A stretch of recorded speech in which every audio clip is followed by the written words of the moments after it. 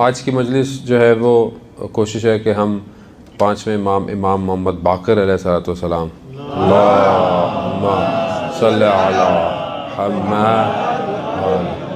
इमाम की ज़िंदगी से कुछ दर्स जो है वो लें।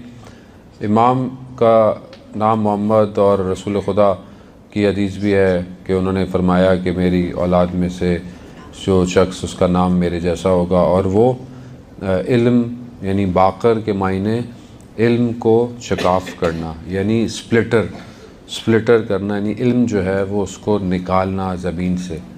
इमाम ने अपनी ज़िंदगी में कि जो वाक़े करबला के बाद उनके वालिद ने जो सख्तियाँ देखी, तो इन दो इमामों को, इमाम मोहम्मद बाक़िर और इमाम मोहम्मद सादिक़ अलैहिस्सलाम को, जाफ़र सादिक़ को जो है वो ये अपॉर्चुनिटी उस टाइम जोन में मिली कि उसमें उन्होंने जो उलूम अहले बैत था, जो असल इल्म था, वो लोगों तक पहुंचाया। क्योंकि आपस में जो हुक्मरान थे, जो दो खिलाफतें थीं, वो आपस में लड़ने के लिए, अपनी जगह के लिए, तो ये एक टाइम ज़ोन ऐसा था कि जिसमें उन्होंने बहुत सारे शागिर्दों की, स्टूडेंट्स की जो है वो तरबियत की। इनकी ज़िंदगी में इमाम ने तकरीबन, जो रिवायात बहरहाल बताती हैं कि 465 स्टूडेंट्स जो हैं वो इमाम ने बिल्कुल जैसे जैसे यूनिवर्सिटी होती है वैसे मदीना का जो है वो माहौल बनाया हुआ था। इमाम से हर शख्स, दूर दराज से भी लोग आते हैं, रिवायतें बयान करती हैं। एक शख्स था जो कि बहुत ज़्यादा दुश्मनी रखता था, अहले शाम था, मगर उसके बावजूद भी इमाम के पास आता था और इमाम को ये कहता था कि मैं आपसे बहुत दुश्मनी रखता हूँ, बुग़्ज़ रखता हूँ, मगर आपके अखलाक और इल्म की वजह से आपके पास आता हूँ। एक दिन जब वो आखिरी उसका वक्त आया, वो बिस्तर मर्ग पे था, यानी मरीज़ था, उससे था कि मैं अब ज़िंदा नहीं बचूँगा, तो उसने ये वसीयत की अपने घर वालों से कि मेरा जनाज़ा इमाम पढ़ाएँ। जब घर वालों ने उसको सुबह देखा तो मुर्दा पाया, यानी उसकी हालत ऐसी थी, तो इमाम के पास गए। तो इमाम फजर की नमाज के बाद मस्जिद में ताक़ीबात पढ़ रहे थे, तो इमाम को कहा कि ऐसा ऐसा हो गया है, और उसने कहा था कि आपसे, तो इमाम ने कहा कि वो मरा नहीं है, तुम जाओ, मैं आता हूँ। इमाम ने 2 रकात नमाज पढ़ी और सजदा किया, और सजदा इतना तोलानी था कि तुलुए सूरज यानी सूरज निकल आया।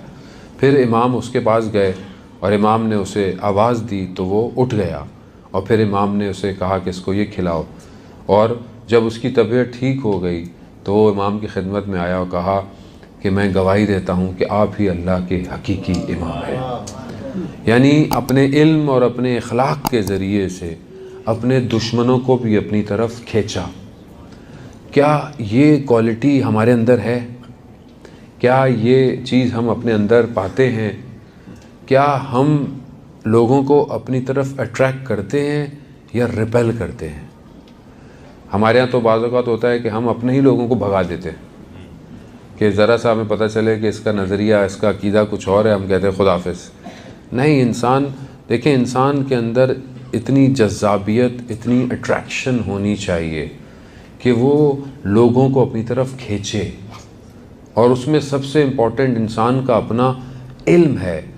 इंसान अपने इल्म के ज़रिए से, इंसान अपने इखलाक के ज़रिए से लोगों को अपने करीब कर सकता है। इसीलिए इमाम ने जो अपनी ज़िंदगी में किया, मैं बहरहाल तो इमाम, हम तो इस चंद दिन में तो कुछ भी नहीं कर सकते बहरहाल, लेकिन कुछ हदीसें आपकी खिदमत में पेश करूँगा। इमाम ने इल्म के लिए बहुत काम किया, इल्म, नॉलेज, लिटरेसी। आज हमें भी वही करना चाहिए अपनी सोसाइटी में, अपनी कम्युनिटी में। देखिए, हर दौर में मुख्तलिफ़ उलूम की ज़रूरत होती है। क्या वो इल्म हम अपनी कम्युनिटी या अपनी सोसाइटी या अपनी जनरेशन को दे रहे हैं या नहीं दे रहे? खूब, ये बहुत ज़रूरी है।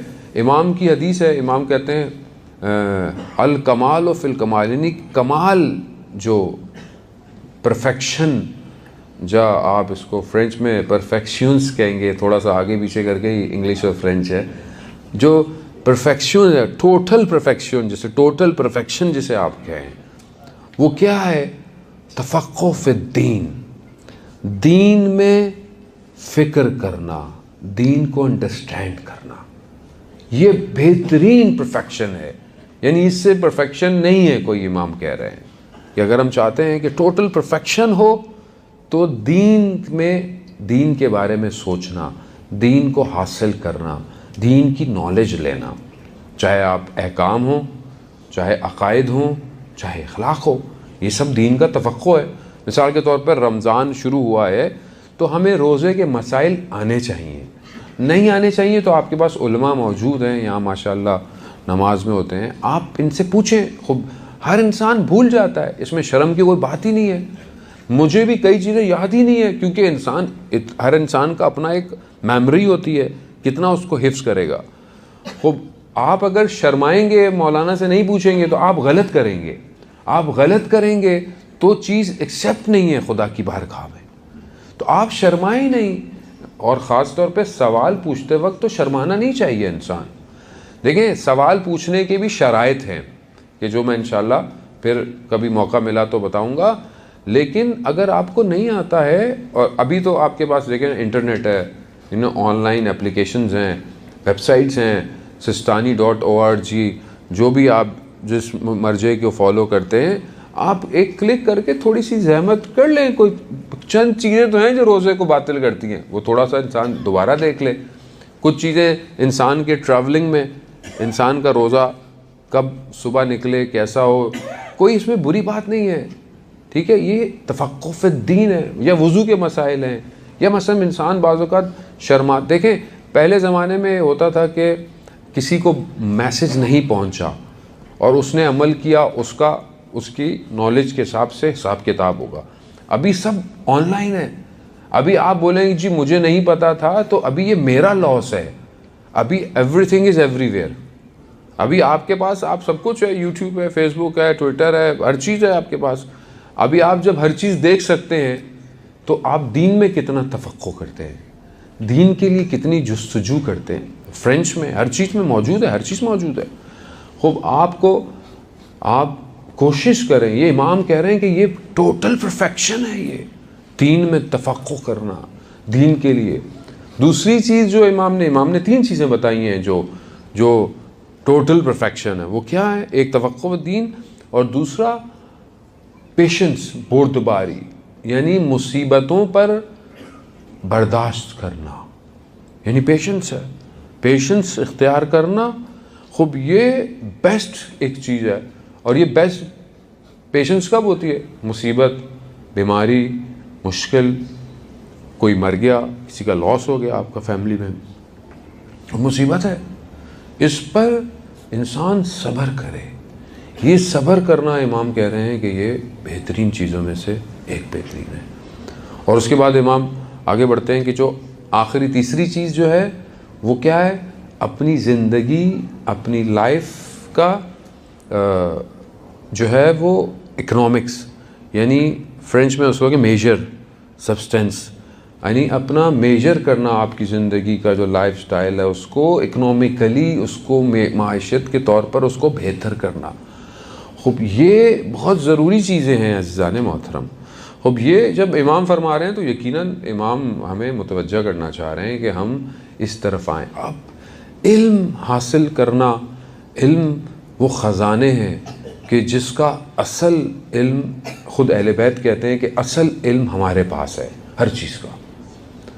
अब जिसके पास अहले बैत जैसे दरवाज़े हों, जिसके लिए रसूल खुदा कहते हो अना मदीनतुल इल्म वालियुन बाबुहा, मैं इल्म का शहर हूँ और अली उसका दरवाज़ा है, तो उनके पास कितना इल्म होना चाहिए। लेकिन हम क्या करते हैं? हम दरवाजे के बाहर खड़े होकर वाह वाह वाह वाह वाह वाह भाई वाह वाह वाह, क्या दरवाज़ा है, क्या बात है, क्या लकड़ी है, हम ये कर रहे हैं। इमाम कह रहे हैं अंदर आओ, दरवाजे से अंदर आओ। नहीं नहीं नहीं मौला, बस बहुत दरवाज़ा बहुत अच्छा है, वाह वाह वाह।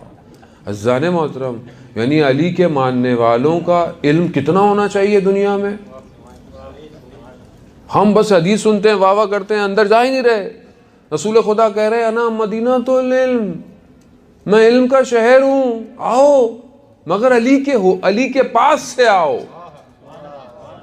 अली के पास से आओ। खूब आओ, कितने लोगों ने इल्म हासिल किया, अल्लाह अकबर।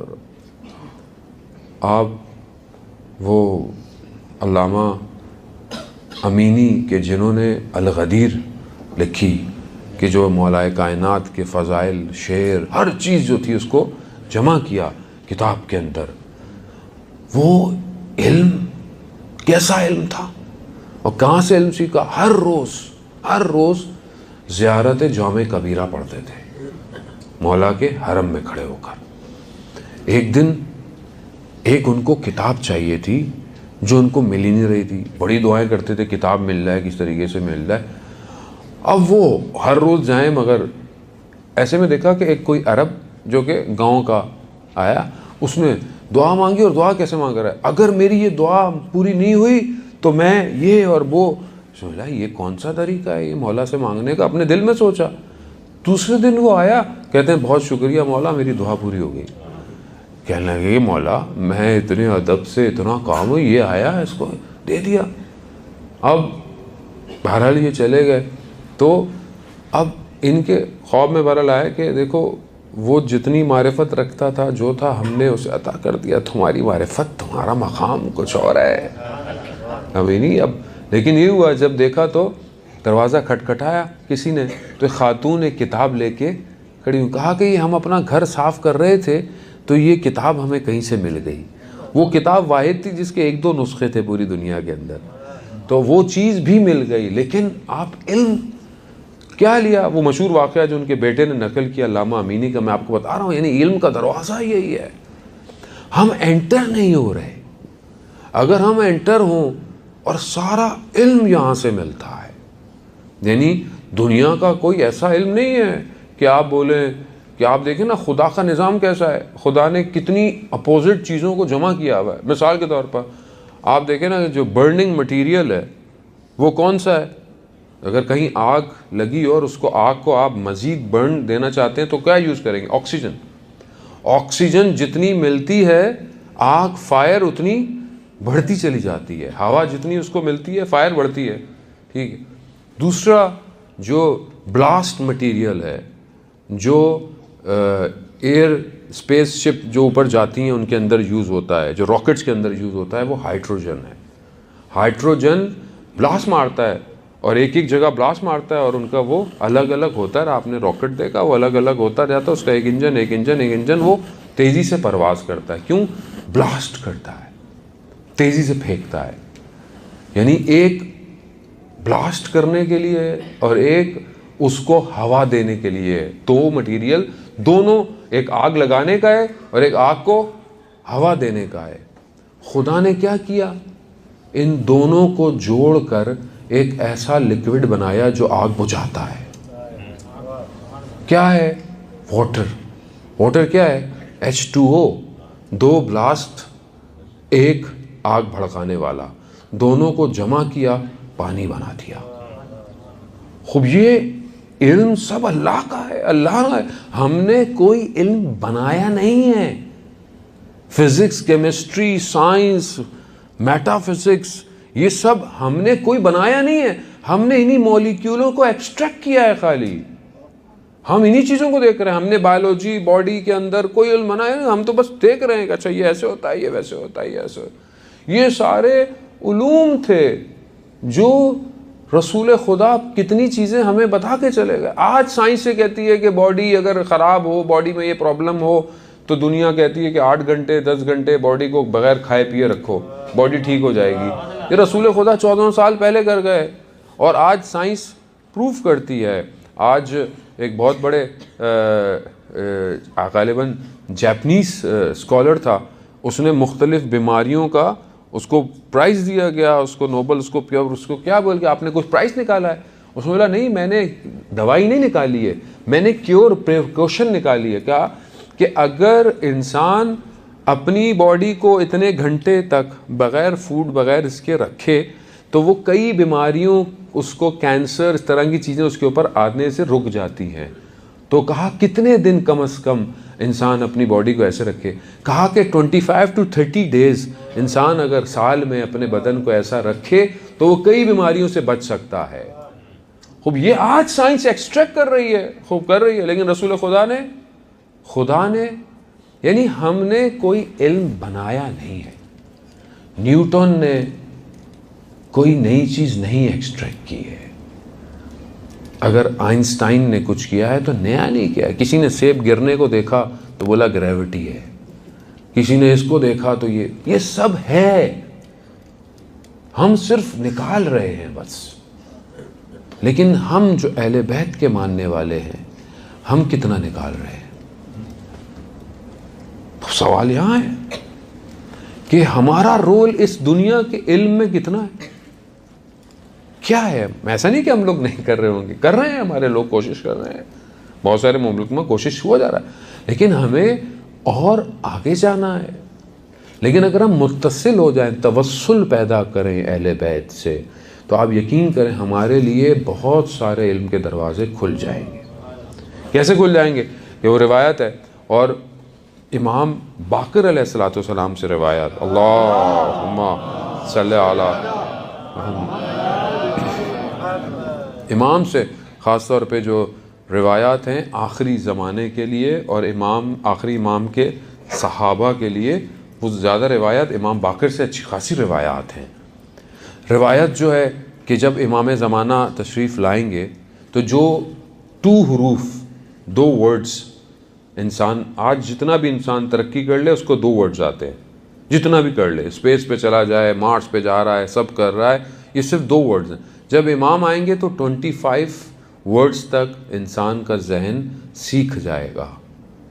आज भी जो लोग इमाम ज़माना का सही ज़हूर में इंतज़ार कर रहे हैं, आज इमाम ने उनके सरों पे हाथ रख दिया है, वो आज भी 25 हरूफ पे काम कर रहे हैं।